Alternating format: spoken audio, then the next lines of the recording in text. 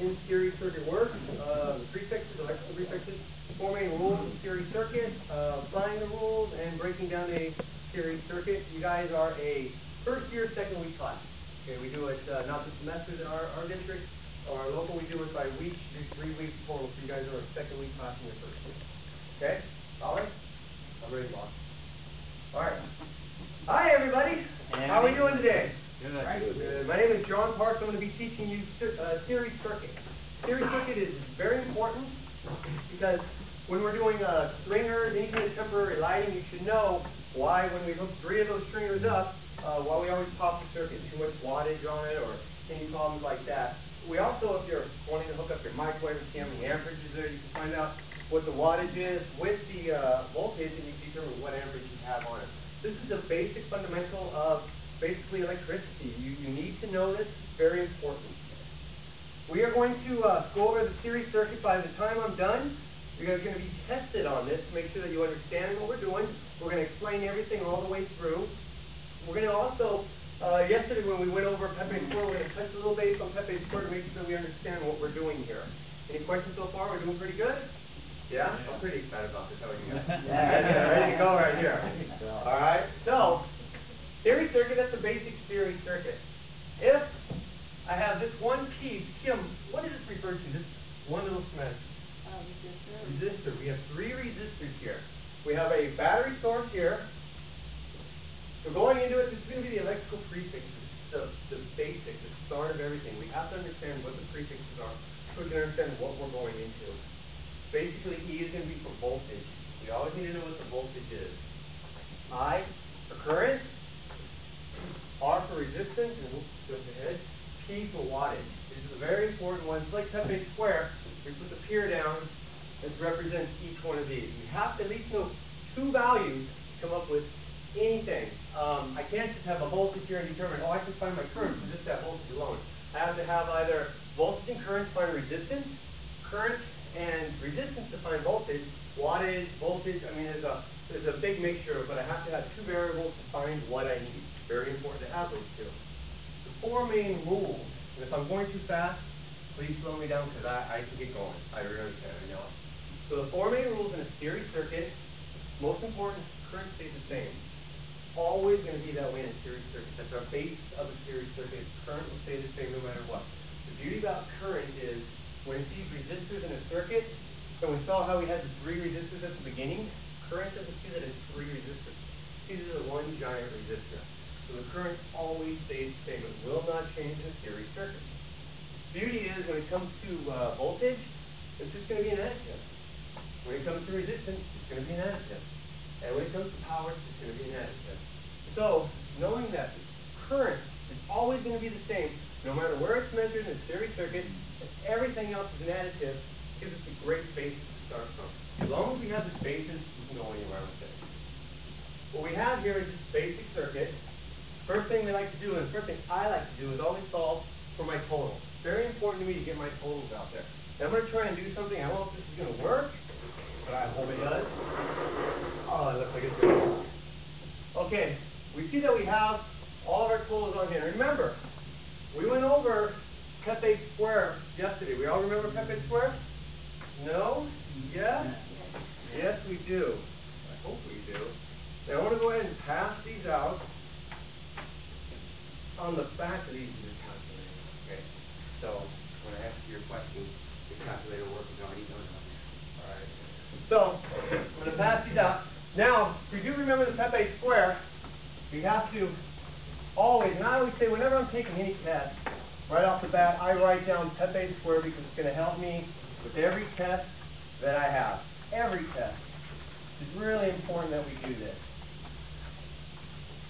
You see it just quickly comes up.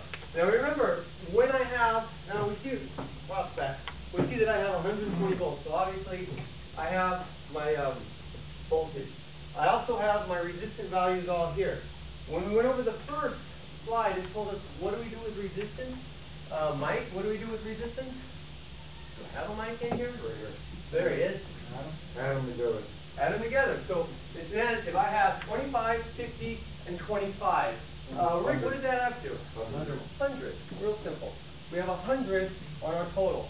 So that, I also have my voltage, 120 volts. So that gives me, if we look, I have my voltage and I have my resistance. So when I want to know my current, obviously I'm going to cover this up, and that's going to be E over R makes I. Real easy on that one. So what we have on our board is we're going to put the values we already know. We know this is 120 volts here, so we have 120 volts in the circuit.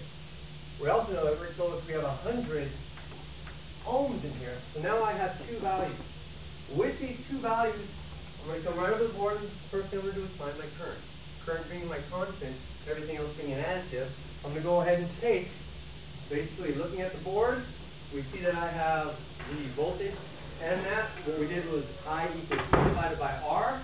So with your calculators, you'll see that if I take 100 and I divide that by, 120, divide that by 100, what's my answer? 1.2 amps. 1.2? Pretty good. Alright, so now that I have that, I should always get my power. My power is very important to me. And again, I'm going to come over to my chart and I'm just going to cover up the P. That leaves, just like basic algebra, I times E. So we have I times E now. My I times E is going to be 1.2 times 120. Excuse me.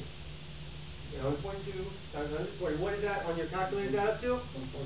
144. Wow.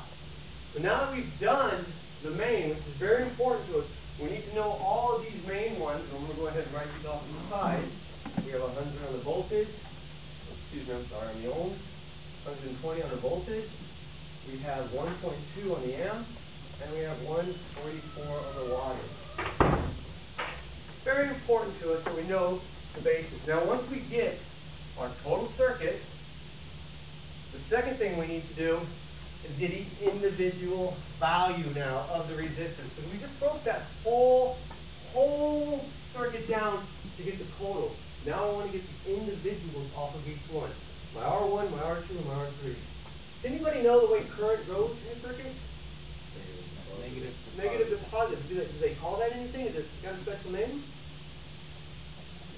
Electron theory? Now, if it's going from positive to negative, do we know what that's called? Conventional theory, exactly. So we have electron theory and conventional theory. It's very important we know which way it works. Starting with this, my R1, I have 25 ohms, 50 ohms, 25 ohms from the individuals. We already know I have 120 volts here. Looking at this, I'm a little off the board, but first resistance is going to be 25 ohms. We also know what's my constant in the circuit? I, which was what? 1.2. 1.2. That's exactly right. So now that I have two values, I should be able to turn any values. Remember what we said about voltage? Voltage is a little louder. Voltage is a additive. Thank you very much. I'm sure if you're awake out there. So since voltage is an additive, I know that I'm going to drop a certain amount here, a certain amount here, a certain amount here. You're going to end up with basically 120 leaving, 0 coming back. I have my two properties. If I take to find out what my voltage drop in that is, we look at our chart. I take my I times my R.